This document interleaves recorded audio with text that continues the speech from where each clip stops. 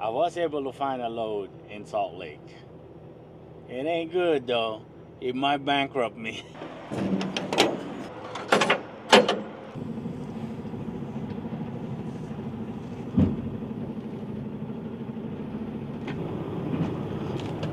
Check it out. We are back at Parker's, right? When I tell you this man is different, I mean it. He's different. Look, you put it on this Honda Civic. Actually, it makes sense to put it on this car because this car does like a really good MPG, right? So it makes a whole lot of sense to just do it on this one instead of say that one, you know. Yeah, it's gonna be a little bit more comfortable with that one probably, but I mean, look at that. this this man, he's so smart, man. He saves so much money, but just by adding this and then sending his wife to take that course, right? The pilot car course, and he went and picked this up and then put it on. I tell you, when I tell you that Parker is different, man, he different. Anyway, let's go get our load. Before we talk about this load and you guys start bashing the crap out of me regarding this load, let me just, a couple of times now today that I've ran into this, right? So where I dropped off and where I'm picking up now, okay? Um, the guys are telling me, like where I dropped off, the guy is telling me, man, I'm trying to give this driver instruction and he can't follow the directions because like where I dropped off, it's van, right? It's a box load, box truck load or van load, right? And they have like specific instructions on how to get unloaded. Anyway, so the guy was telling me, man, this guy can't follow the instructions on the thing because he doesn't speak English, right? So that's why it took me longer, and I could have actually picked this up and drop it off today. So another, and then let's besides. Okay, let's get past that. Right now we're here. I'm here. I'm at the pickup, and the guy, the forklift driver. I went to go speak to the forklift driver. He was like, "Man, this guy, he can't understand." So he's trying to give him like where to position the trailer, right? Um, he's like, he's not like in he's not in the position where he wants him to be right now because of the fact that like he needs to be over there. Now he's dragging all of these things one at a time and they're round, so it takes him longer to move them, okay? And he has them over there. That's what he told me, at least. And he was trying to tell the guy, and the guy couldn't understand because he doesn't speak English. I said, man, really? Wow, twice today. Like, I mean, I got no problems with anybody speaking foreign language or whatever. Nothing wrong with that. But my thing is like, man, if you're starting to hinder somebody else's operation, that's a big problem. You know what I mean? It's like, I don't care where you from. I don't care who you are. If you are becoming a hindering that operation, that the smoothness of that operation, then that's a problem. You know what I mean? Not only you're hindering their operation, you're hindering my operation. You know what I'm saying? So anyway, I'm just saying, like, I think some of these brokers need to do better. Um, I'm pretty sure the shippers, like I can tell that this forklift driver is freaking fed up, and it's like, I mean, how could you not understand? Like he's just trying to tell you, like he's signaling, and he said he didn't understand. It's like, wow, really? Like, you can't even understand things like that. You know what I'm saying? Like, I think that's just anyway. I'm not complaining, really. I'm not. I really am not. Okay, here is our load, ladies and gentlemen. So, I didn't get to record it, but if you've never done one of these before, right? You see this hole right here? A lot of these shippers, man, they require chains on this, which I don't agree with because you can put straps on these, right? Anyway, they want you to put chains on there. But when you pull it, you gotta pull it. Got like that that little thing right there has got a hook at the end. You pull it all the way through, and then you hook a chain to it, and then you pull it this way, and you'll be able to get to it. This is not my best option, okay? But this rub rail does have a working load limit. These stake pockets and this spools has working load limit. That has working load limit. So I don't like it, but sometimes you don't have a choice. Like this one is too short. I cannot hook to that. No, because you have to have a little bit of space on here, right? Uh, when you got it tight. So anyway, yeah, I don't like it, but that's how we got to live with it, you know? And this is like, you know, the prime example of what it's like out here in the field, what you got to go through out here in the field, you know? So just make sure you tighten up, bungee everything, you know, nothing is hanging. We have a little baby one. They're really easy load. Oh, let me explain. So the reason why I don't have two on the front is because it's butted right there. That's butted there, so it's single. It is butted there. They're really light. And the back one, there's nothing stopping it from rolling backwards. That's why we got two chains on there. We got us a little situation here. Just a little situation. Let me show you guys what's happening. It's amazing, it's not even actively leaking anymore. I have a picture right here. I'm gonna pop it. Okay, it's still leaking. Got a little bit of leak on there. So that filter housing right there got a crack in it. And that is what's causing that light right there. So it was leaking a lot harder. So I'm gonna go ahead and fill up the EF, and we're gonna go ahead and deliver this load. And I'm only like, what is it, 40 miles away from St. George. So I'm gonna go ahead and fill this up, and then I'm gonna go ahead and deliver the load, and I'm gonna stop by the Kenworth over there in St. George, and we're gonna go ahead and pick up that filter housing. I am so glad that I am mechanically inclined, you know, because like I don't even know how much someone who has a driver would cost them for some like a freaking depth filter housing. Number one is probably going to be like the truck has to be probably troubleshot, right? So the mechanic will have to troubleshoot the freaking truck. So that's an hour. More than likely they're going to charge you an hour for troubleshooting, right? And then the filter housing itself, which is another 200, right? So, and then the weight that you got to do just to get the doggone truck in the shop. You know what I mean? See, like, you see how I'm not panicked at all, you know? Because there's no need to panic. I am so fortunate that I know these things. Why is it so much? Why is you asking so much? Gosh darn it, man. I hate these pumps, man. It's like, it over freaking pumped it. It doesn't stop. Freaking A, man. Freaking A. Hey, it doesn't stop. That was, that's probably $4 right there. That's probably a whole gallon. They just filled it all the way up to the top. I was wondering why is it so much. I know at halfway of this, I'm usually just putting about 8 gallons. Yeah, this one doesn't have the automatic stop. Anyway, the reason why you want to fill it up, you want to keep it filled up. See, these things right here, right, especially this model, has a sensor. The depth quantity sensor and the depth level sensor is the same. It's one unit, okay? It's inside, okay? It's one whole assembly. So if you run it too low, it's gonna get too hot. When it gets too hot, it burns up your sensor.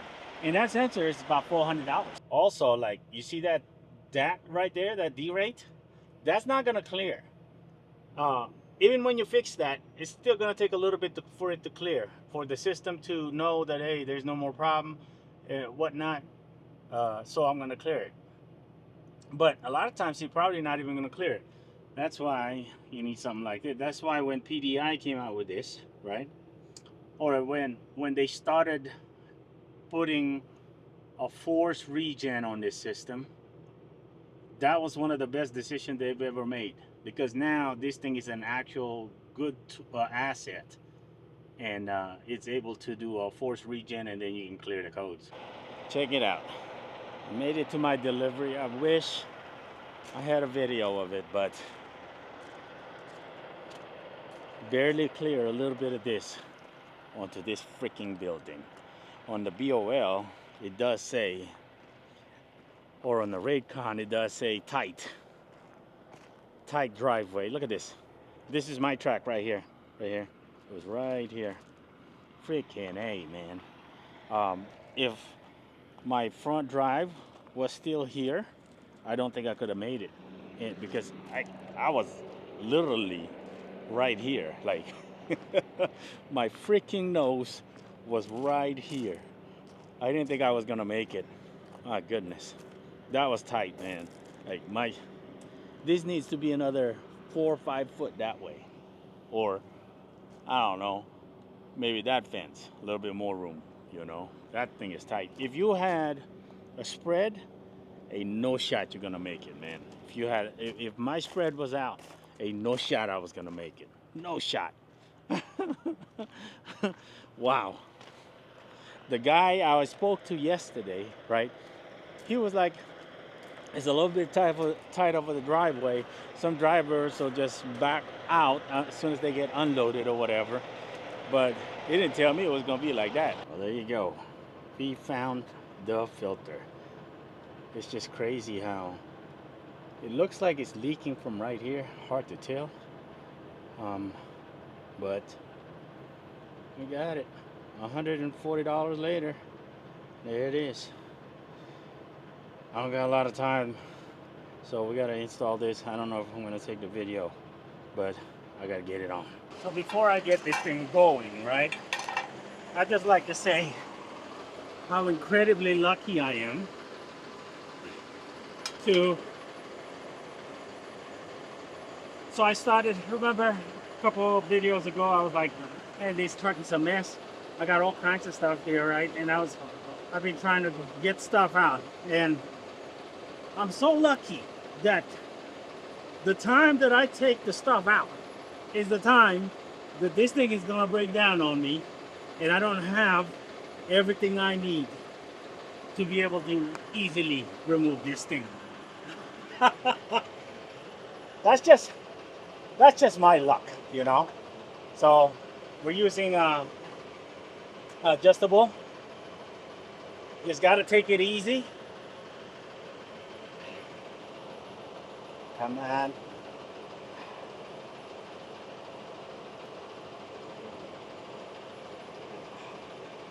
Come on, baby. You can do it. You can do it. There we go. Just got to take it easy. Don't need to go too crazy on it. There we go. Because there's a rubber in between that plastic and that metal, so it's not gonna come easy, You just gotta put a little bit of pressure, pull on it, just a little. You son of a gun. Just a little bit. And because that thing is gonna drag on you, it's gonna drag and bind. That's why you wanna just take her easy.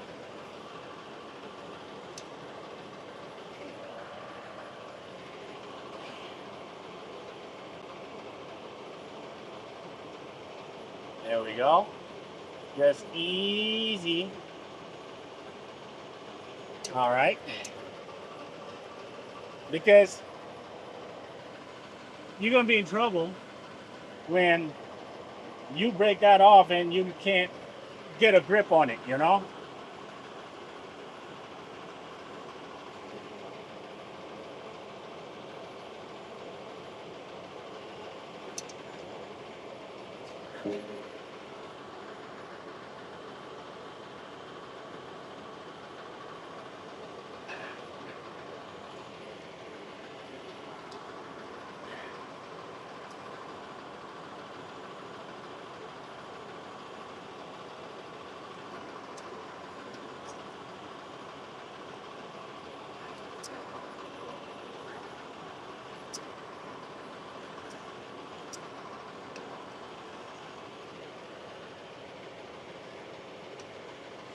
There we go.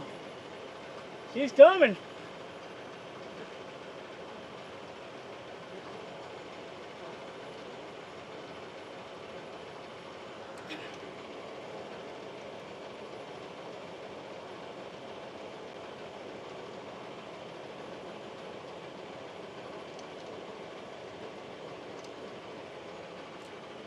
So, one thing to note, make sure this thing's still recording. When you take stuff off, like I'm mechanically inclined, but I've never done one of these before, so be careful when you're taking stuff out and make sure you can put it back the same way you took it off. When I was looking at the thing, it looks like there's a lot of seals on there, like rubber seals type.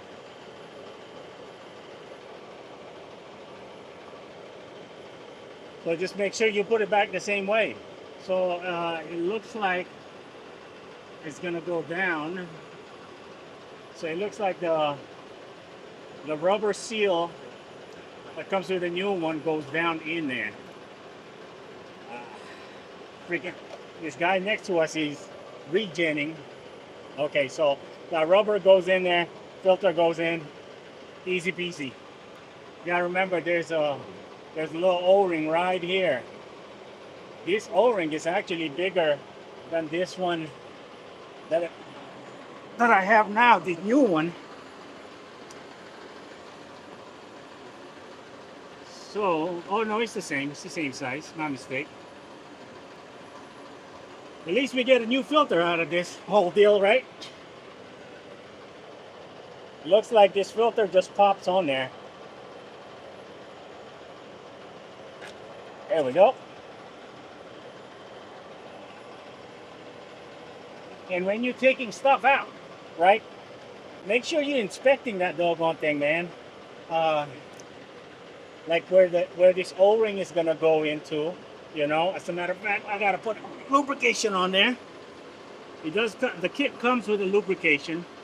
Oh, by the way, it's $140 a can worth, so it's not so bad. You just lubricate the O-ring. You don't need to lubricate anything else.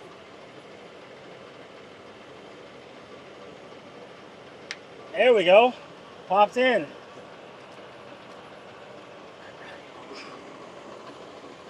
Now we're gonna put this one into this new filter. What broke is right here. The bottom piece of this bottom piece is leaking right here. How? I have no idea, man.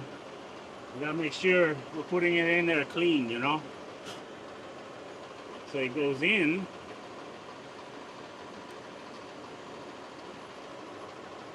Like so. And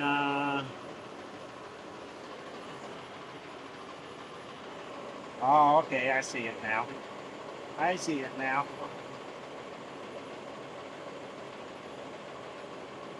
So inside that little rubber piece on the outer part of it, there's a little rubber seal. That's what seals it right here. So you want to make sure you put some lubrication on there when you're putting it in there, because you don't want that thing going in there cockeyed or crooked. You want to make sure it goes in there nice and smooth.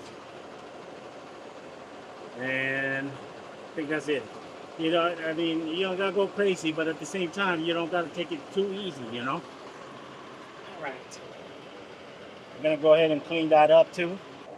I don't have a Scotch-Brite or something like that. I normally do. Like I said, I just started taking stuff out of here, trying to reorganize, and it's just my freaking luck that this thing is gonna go out during that time when I don't have the proper equipment on me.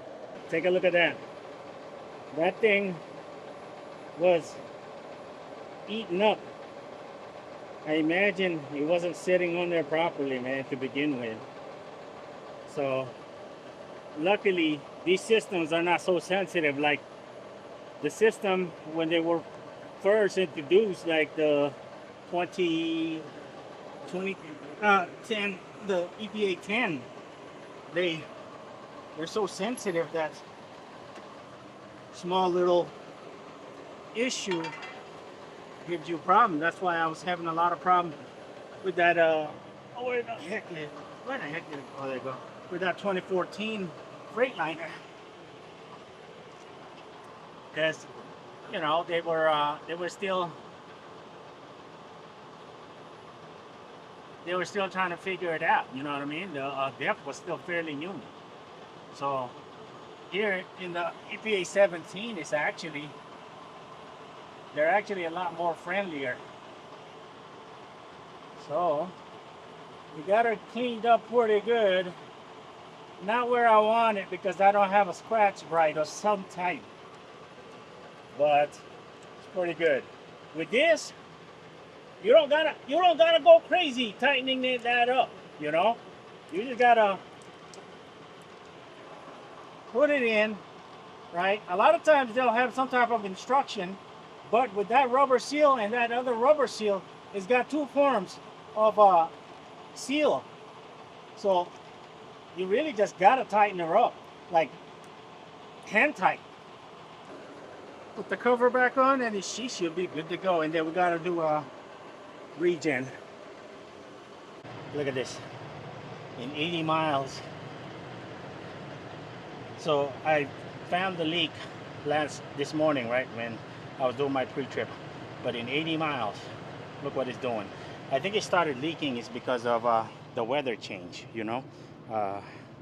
We've been at 100-degree this whole time, and then all of a sudden it becomes 60 degrees, you know. So that plastic probably cracked. But look where the depth has been tracking. See that? That depth is so freaking toxic, man. Okay, here we go. Let's do a regen. We still got the light on, right? Just gotta do a regen now. Programming. Oh, not that one. Not that part. Let me see. Settings. Vehicle diagnostic. Run diagnostic tests. Regeneration. The restriction test, I gotta call freaking PDI about that because that thing scares me. So it's gonna ask you, and it's gonna tell you all this information, and just make sure you're in park or whatever, neutral or whatever, and then your parking brake engaged. And do you want to continue? And it should bring up the RPMs, and we just wait.